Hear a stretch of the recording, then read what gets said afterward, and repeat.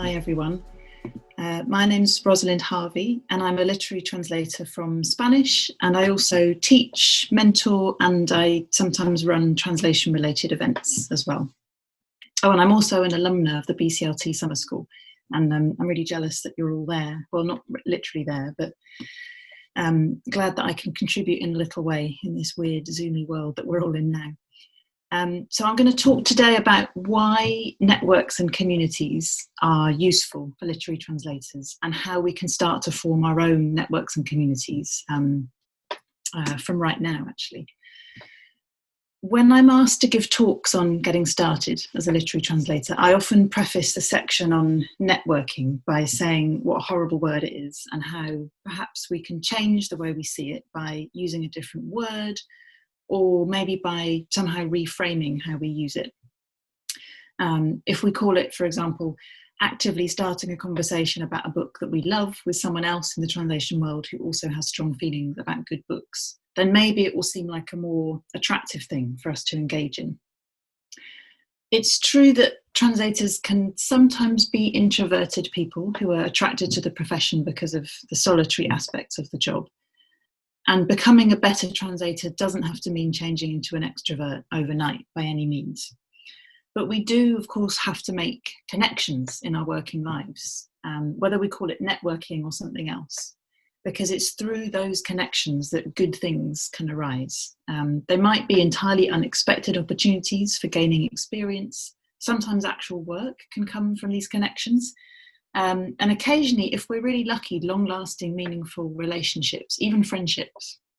So perhaps we should just agree not to call it schmoozing, which is an even worse word than networking, I think. In the current lockdown situation, the net part of networking has really come to the fore, as I'm sure you all can't have failed to notice. But this is actually something that, for any of us who are more on the introverted side, can use to our advantage. Rather than summoning up the courage to sidle up to a publisher in a crowded bar or a bookshop or at a book fair, now you can do that on Twitter, or you can do it via a screen on a Zoom meeting about translated fiction, which can help to make it seem way more doable, a little bit less daunting. Zoom fatigue is for sure a very real thing, but it's also great that there have never been so many opportunities to watch, to take part in, even to start your own conversations about the art and the craft of literary translation. So as long as you're ensuring that you also try to make some time for periods away from your screens if you can, I think this is really important. I would encourage every aspiring translator out there right now to make use of this strange situation we all find ourselves in, and to reach out and start networking and community building as soon as you can. And obviously you're already doing this by attending the summer school, which really is one of the very best starts you can make in terms of forming the kinds of connections that I'm talking about here. Community and literary translation might cover a whole host of different things, but I'm using it here to mean specifically communities, whether they're online communities or real world communities, that we consciously form or join, and which ideally help us to feel more supported if we're more early career, more supportive if we're more experienced. So in other words, they can be a chance for us to give back to the community that helped to shape us, and also more engaged in the development of the profession and of our own practice. Networking and community building can overlap. They're both really important, I think, in a profession that can be solitary at times, especially now when we're all living much more atomized, constricted lives. So I think this idea of network and community building it's harder now, but it's actually more important than ever to create those communities and to maintain them. We just have to think slightly differently about how we do it. There are lots of different ways that community in literary translation can look like. There are networks and forums to join, for instance, and I'm guessing that at this stage you've probably all heard of the Emerging Translators Network, or the ETN. This is a really simple forum. It's just a Google group for new and early career literary translators. And it was founded in 2011 by translators Jamie Lee Searle, Anna Holmwood and myself. And we've now got over 1,200 members based all around the world, with a predominantly, but not exclusively, UK and into English focus, although we do have other people who work with different ways and based elsewhere. And our idea with the network was to create a really welcoming space for anyone interested in getting into literary translation who couldn't yet join the Translators Association, or the TA, because in order to join the TA, you need a contract to translate a book. So we wanted to also act as a kind of funneling organisation, feeding our members into the TA as they became more experienced. I'm aware that word makes it sound slightly vampirish, but there's only good intentions, honestly. We wanted to ensure that new translators felt this continual support and felt like they were part of a genuine community of professionals with all of the work sharing and advice giving that entails. The ETN subsequently spawned a US chapter, if you like, the Emerging Literary Translators Network in America. And there's also a whole host of smaller regional groups throughout the UK and in Europe. I did a brief poll when I was writing this talk, and I found out that there's a Paris group with its own Facebook page, which was meeting for drinks once a year before lockdown. There's a Sheffield Yorkshire Glossop group, snappily titled, which was meeting again before the lockdown in a cafe in Sheffield once a month for tea, coffee, and in the words of one member, wholly unjustified slabs of cake, although I don't really agree that slabs of cake are ever unjustified. Members of this group told me that the face-to-face contact was really good at stopping them from feeling quite so alone, and said that sharing their news was really helpful in sparking discussions and questions, and sharing tips and experiences. They also said that the membership of that particular group ranges from beginner level to much more established, which seems to have been another really useful aspect. So if you're thinking about setting up a group like this, consider reaching out to people who are maybe at slightly different stages of their careers to you, so that you can all learn from each other. And it always goes both ways as well. Another member of the Sheffield group says that he got some really useful input when he suddenly found himself needing to compose a book contract for the first time. And he points out that translation groups such as these kind of informal, organic groups can act as a kind of informal vetting. So people can share information on publishers' working conditions when they're going through their first negotiating process, for example. There's also a Brighton ETN group with around 10 members working from at least 9 languages, including Faroese, which I think is pretty cool, where they discuss issues around the text they're currently working on. So that might be linguistic aspects, pitching, contracts, entering competitions. This group in Brighton also organised a Christmas do last year, which a member described as a real treat for freelancers working on their own. And that can be another really nice way to move away from this idea that translation is a solitary profession. We all work on our own, but there's nothing to stop us coming together virtually. And, now in small groups, we can do that as well. And it can help us to feel more part of a community of professionals in an industry rather than atomised individuals. The Brighton group have had fortnightly Zoom meetings during lockdown. And they actually have 2 members who aren't based in Brighton. One's in London, one's in Hamburg. And the Zoom meetings have meant that they've been able to take part as well. One of the benefits of Zoom. And there are translation labs in Dublin and London, which are both based on one that was run at one point in Berlin by Katie Derbyshire.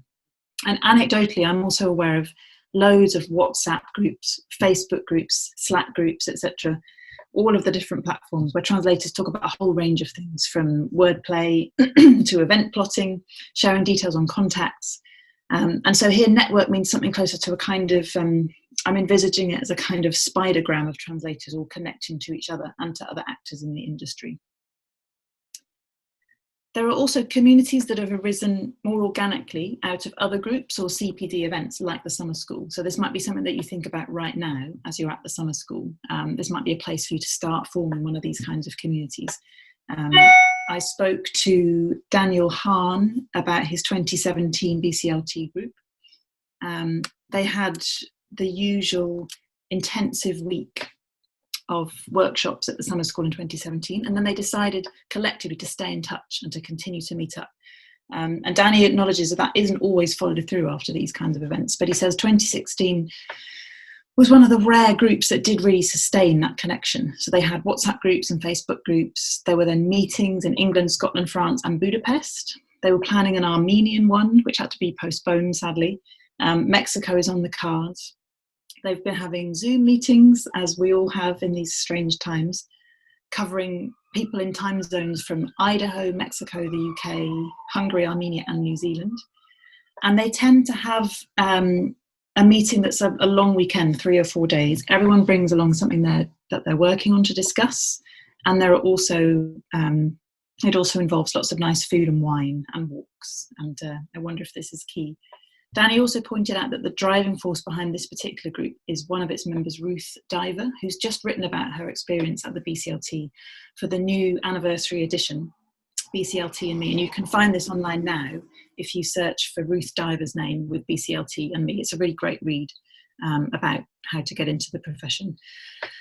And Danny also told me that crucially, this is one of his summer school groups that's made the most progress in terms of what they've done professionally. None of them have published a full book-length translation before, and over half of them have now. And I think it seems quite clear that, you know, this sustained peer support and encouragement in the years following that very first encounter is what's helped with that progress.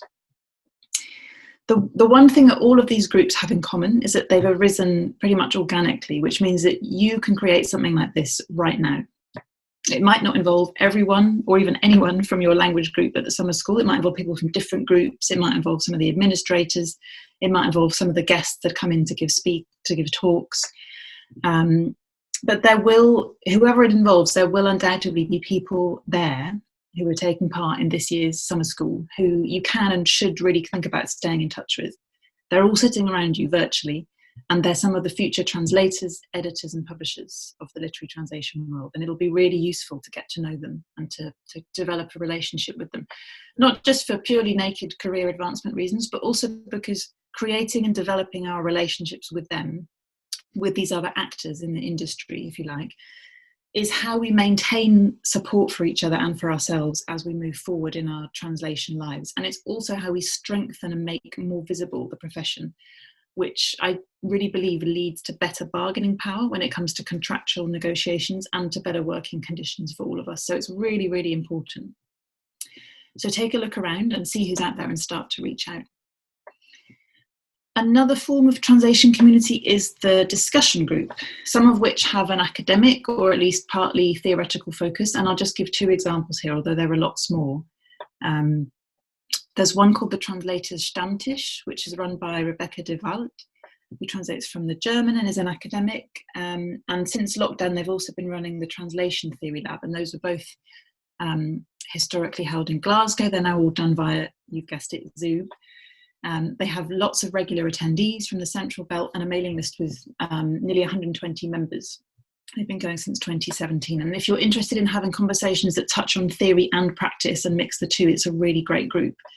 Their last Theory Lab had very special guest translator and author Kate Briggs talking about her groundbreaking book, This Little Art. For me personally, I'm sure for everyone else who took part, that taking part in that Theory Lab was a chance to engage directly with a really radical practitioner, and it was really invaluable. So that's a great group to be a part of. At first sight, it has a slightly more academic focus, but it's actually much more wide-ranging than this. And another great example of a group that at first sight might look more academic, but actually is much broader, is Out of the Wings, which you might already have heard about from William Gregory. Out of the Wings is based at King's College London, and it focuses on looking at theatre translation from Latin America. And although it's run out of a university and it's helmed by academic Catherine Boyle, it's actually much more than a theory-based discussion group in practice. So members of the group choose a play from across Latin America, translate it, and then these plays are read out, workshopped, discussed. Sometimes they're even staged. Out of the Wings has its own festival, which it's put on in the past, and will hopefully do so again in the future. And the membership of the group is a mixture of academics, but also directors, actors, translators, anyone with an interest in theatre, translation, Spanish or Portuguese writing, or all of the above. It's a really dynamic, welcoming group, and it's currently hosting its meetings via Zoom. It's worth getting involved in, especially I would say if you don't usually work with drama. Translators who don't work with drama, who work more on prose and with poetry, although I think possibly poetry translators are more aware of this than others. But definitely translators of prose can learn a huge amount of the way that theatre translation focuses on voice, amongst other things. Another form of community is the increasingly popular Translators collective. So the Starling Bureau, Smoking Tigers and Sedilla and Company are three examples of these kinds of collectives. The Starling Bureau was founded in 2017 by Roland Glasser, Zoe Perry, Ruth Clark, Paul Russell Garrett and Morgan Giles, and they aim to pitch books they love to English language publishers. They also offer consultancy services and information on funding and promotion opportunities. And in the past, they've produced printed materials to take to book fairs and show to publishers. This is a really good way to break the ice as well, actually, and to demonstrate what you're interested in to publishers if you're a little bit hesitant about breaking the ice and starting a conversation. There are 5 members of the Starling Bureau work from Danish, Japanese, French, Italian, Norwegian, Portuguese and Spanish, and they're all London-based. The Smoking Tigers, meanwhile, describe themselves, and I love this, as a complaint of experienced translators. This is a mass noun which, appropriately enough, was collectively workshopped one year at the BCLT summer school. So they're a complaint of experienced translators, and in their own words, they help source funding and mobilise their networks and collective know-how to get you, i.e. your publisher, the support you need. They've got 9 members, including one of the first ever translators in residence at Norwich's Dragon Hall, Anton Herr, and they all work from Korean into English, and they're based across 3 continents. And finally, Sedilla and Company is a New York City-based collective, similar to the Starlings in that it's non-language specific and it's located in a particular city. Their 9 members promote works in their respective portfolios. They provide publishing houses and literary agencies with industry intelligence, readers' reports, samples, and translation editing. And something that I think is key here is how the Smoking Tigers, for example, are really honest on their website, which I recommend you check out, about both the advantages and the disadvantages of being part of a language-specific collective. And I think it's important to bear in mind what exactly you want to get out of a group if you do decide to set one up this week or at some point in the near future. Your aims can change, of course, but it's a conversation worth having from the outset and keeping alive with any members of any group or collective you decide to start up. There are good things and bad things that can come out of having language-specific and non-language specific collectives. So it's worth thinking about this. And so have a look at the websites of all of these collectives and see if anything they do chimes with you in particular and what you want to get out of a group. There's one last form of community I'd like to mention, which is communities of readers. The most obvious ones are the many and varied And Other Stories reading groups. So these are places where you can potentially bring new voices to the attention of this great small press. They have groups in lots of different languages, lots of different areas. Inevitably, most of this activity has now moved online. Have a look at And Other Stories' website for more information. And there's lots of other new forms of networks based around the idea of reading fiction in translation, which have sprung up since lockdown's begun. And there's one that I'm always recommending to students and people that I'm mentoring, which is the Borderless Book Club. This is run collaboratively by 6 small presses: Perini Press, Charco Press, Comma Press, Istros Books, Nordisk Books, Tilted Axis Press, and they're soon to be joined by Bitter Lemon Press and Fitzcarraldo Editions. They meet fortnightly on Zoom to discuss a particular translated book, and it's just a really great way to be part of a conversation. I mean, a lot of this stuff is about being part of a conversation around exciting new fiction in translation. You can also meet, albeit through a screen, independent publishers this way, editors, fellow translators. There's more information on Perini Press's website about the book club. Building a community of readers can start at home as well, and it doesn't have to be connected to a particular publisher's activity or event. You can actually start to build your own community of potential readers for your work and the work of authors that you love by finding and translating short excerpts of authors that you're interested in and publishing them on your own website, with the right permissions to do this, of course. Take a look at my colleague Charlie Coombs' website for a really fab example of how to do this. It can be a way of sparking interest amongst publishers and other industry people in the authors that you're interested in, building potential relationships, readership, around those authors and around your own translation work. And also it's a really good way of honing your skills, not just at the actual translation, but also at reaching out to foreign rights people and agents in your source country. And that's just one way you can start to form your own mini networks in the global publishing world. So to summarise, what can you do right now to start forming or joining some of these networks and communities? Well, anyone can set up a collective or a more simple group of translators, like the ones I've mentioned. You might start by reaching out to others who are at a similar stage in their career to you. This way you can start to build that long-term support as you all progress, sharing your experiences, passing on knowledge, passing on contacts, work opportunities. You can do things like holding each other accountable for deadlines, something which I benefit from, read each other's work, generally just providing moral support as you all learn and practice. So here are some suggestions for how to do that. 1, if you're not a member of the ETN, do think about joining us. Send an email to etncontact@gmail.com, just telling us briefly who you are and how you meet our membership criteria. And you can find information about that on the ETN website, which is just emergingtranslatorsnetwork.wordpress.com. Tell us about why you think the ETN would be useful to you. Make it personal. Tell us a little bit about yourself and your aims and interests in literary translation. A few lines is enough. If you're already a member of the ETN, then take a look on the forum and see if there's a regional group near you by just searching through the forum using the name of the place where you're based. If there is one, then join it and reach out to people near to you. If there isn't one, then consider setting one up by starting your own thread and seeing which other translators are based near you. There could be people at the same stage in their careers, there could be more established translators. People are often happy to share information, even if they're more emerged or established. And we can't, obviously right now, we can't meet as easily or as often as we used to be able to. But you can use this period to develop online relationships with people in your town or your city or your region or with the same translation interests as you, which can then ultimately become real-world meetups and relationships when that becomes a little bit more possible. It's these kinds of organic get-togethers, whether they're online or in real life, that professional connections and opportunities and learning all happen. And there's actually no better time to do it than now when we're all a little bit starved of connection. Number 3, if there aren't any translators near you, then you could start a group based on language pairs, on literary interests, on pre-existing friendships, on anything else that you like. Reach out to translators whose work and opinions you admire.